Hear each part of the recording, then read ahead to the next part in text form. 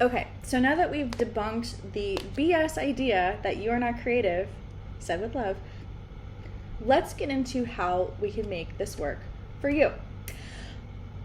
So I'm going to ground this by repeating that quote by Twyla Tharp, which I really, really love.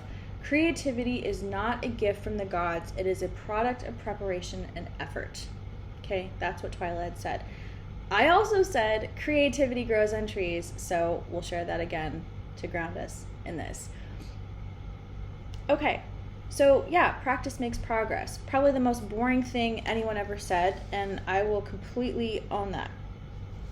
Let's talk about how to make that fun, because nobody wants to just practice something as a chore.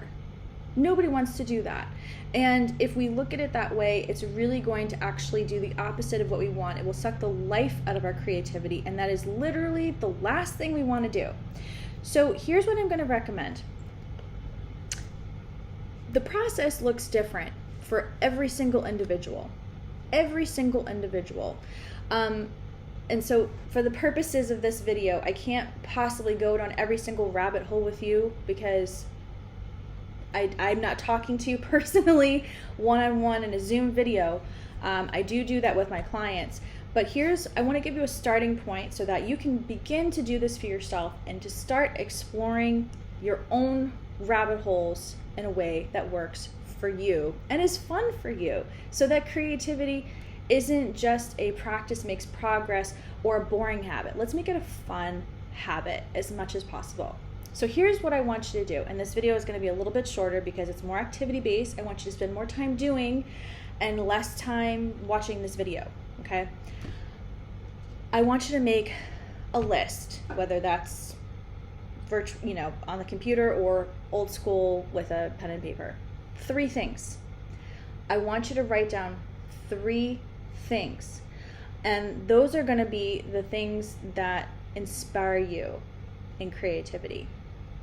You might need to take a few minutes to sit and think about the last time you did something that inspired creativity in you. And I'm going to give you some ideas to start to give you an idea of like, oh, that's me. That's something that has inspired me. Okay. Common things that have inspired people that I'm aware of could be, I was out on a nature walk and I was inspired to write something. I was out on a nature walk and I was inspired to draw something. I was out on a nature walk and I was inspired to communicate with someone. Something important, something creative. I was at a farmer's market and I noticed this, and it really inspired me to consider working on this or creating this or having more of this. What sparks joy and creativity in you? And oh gosh, sparks joy. That sounded like a Marie Kondo phrase, but it's a useful one in this context. Think about the things that have sparked joy and creativity in you. Whether it's having gone shopping and saying, oh my God, I just love this outfit, or I love this decor, I love this stuff, I love to see this in my kitchen. You start to envision, like, how would this look in my home? How would this look on my body? It'd be so beautiful. What sparks the creative bug in you? And again, that's going to be different for everyone. So this is a list of 3 things, but what's more important than the list is for you to actually sit and reflect, or stand or walk and reflect, whatever you do to kind of get into your more intuitive side. And for those of us who love, getting into our intuitive side, again, if you're a wellness or a solopreneur, coach, etc., I don't have to tell you how important intuition is. You already know. So whether getting into your intuition and reflecting is a space from, maybe dancing or walking or finding some way to get into your body, you need to spend some time reflecting on what gets you feeling creative. Even if that creativity isn't you executing an idea, even if that creativity is just you admiring something. It could be your recent travel experiences. You go, oh my gosh, I just went to I just went to Italy and we saw the most beautiful, amazing sculptures. We got to go to, this museum. We went to France. I went to Bali. I went to wherever. What has you feeling inspired? Start there. Start there. And I want you to consider, once you've reflected on those things that inspire you to creativity, again, whether it's just from a place of admiration and inspiration, or if it's from a space that's like, God, you have me some ideas about like what you could do with that, what you could do with that information. Jot down just 3 things that really strike you. Okay, so that's the first piece of this. The second piece of this, and pause if you need to. Okay, I don't jumping to the next thing without doing the first thing. So seriously, pause, okay, if you need to, and come back.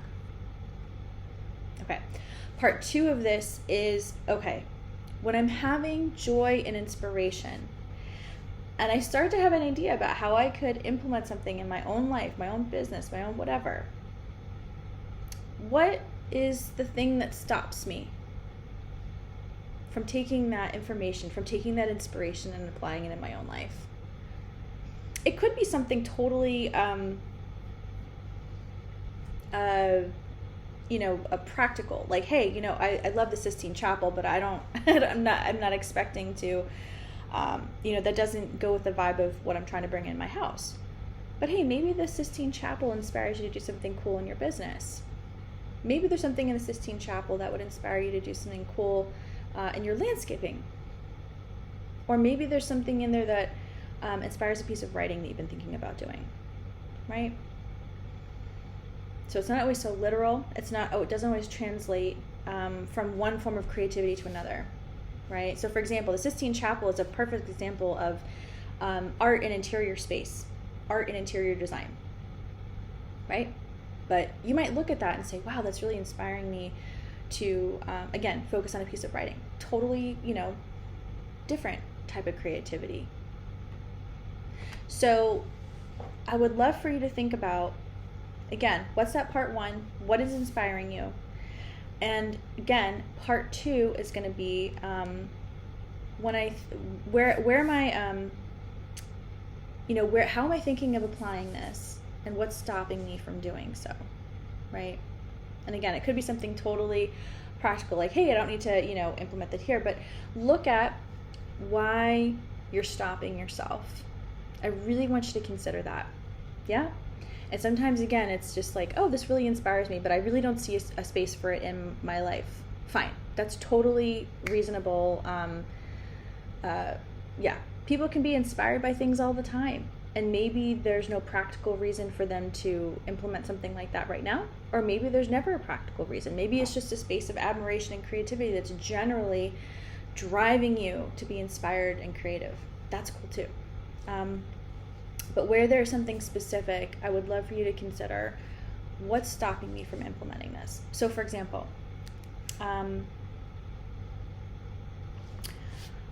may, have an experience in nature, and I'm looking at it and I'm saying, oh gosh, this is a really beautiful pattern for upholstery or something. Like this concept is just so beautiful. I'm loving how this is just coming together in a visual way. And but you know what? I don't have experience. I don't have experience in upholstery. I don't have experience in patterns. I shouldn't bother with that. Okay, fair enough. Jot it down. No judgment. No judgment. Because you know what? You may have that idea and it may not be for you. But you may have that idea and it may end up being for you.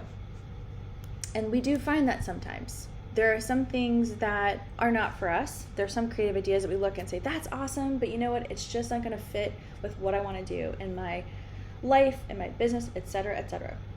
Sometimes we look at something and say, you know what? Actually, I could work with that. Actually, that might be for me. And how might it be for me? And the thing is that if you are doing everything we talked about in part 1, part 2 is going to be so much easier for you.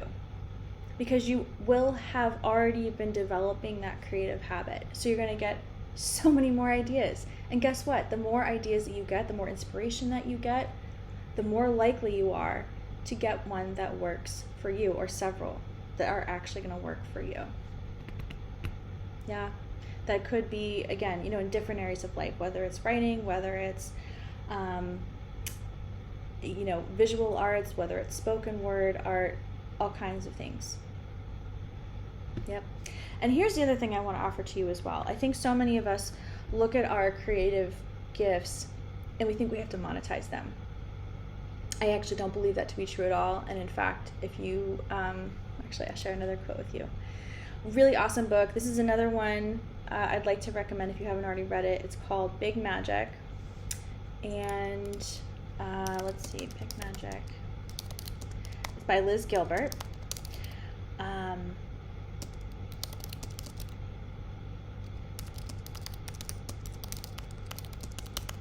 She talks about not abusing her creative gifts, not trying to force it into being monetized, and I always found that to be really powerful. I always thought to be really powerful. She spoke about this in her book, Big Magic, and she talked about how she worked a job for years to be able to support herself with before she stepped out to being an author full-time on her own. And that was because she didn't want to put too much pressure on her creativity. And I thought that statement was absolutely beautiful, because our creativity, while it's not this ephemeral gift from the gods that only some people get, it's still a very special thing. Even though it is the practice makes progress, even though it actually is a creative habit and very practical, it is still very magical. It is still very precious in its own way when we look at what it is. Maybe not how we get there, but what it is. And this is a quote from her on this, from her book, again, Big Magic. I held onto my day job for so long because I wanted to keep my creativity free and safe. I didn't want to burden it by asking it to support me financially. That's too much pressure to put on a fledgling idea. I've seen people murder their creativity by insisting that their art pay the bills. That is some powerful word art right there. So I'm going to leave you with that. Again, just to summarize, because I know this second part of the video from this week is a little bit more activity based. Summary: write down 3 things that inspire you, that get you into kind of your creative juice. Follow up with 3 ways in which you might like to, if you had all the resources and all the knowledge in the world, might like to implement that, whether it's within the same creative genre or in a different creative genre. And follow up with why you haven't executed, why you haven't moved forward with that, and is it something you're comfortable with, right? Are you comfortable leaving that idea behind and just using it as a general inspiration, or is it something that you would like to move forward with? Is it something you'd like to consider? So consider that for yourself. I hope that's really helpful, and we'll talk to you again soon. Okay.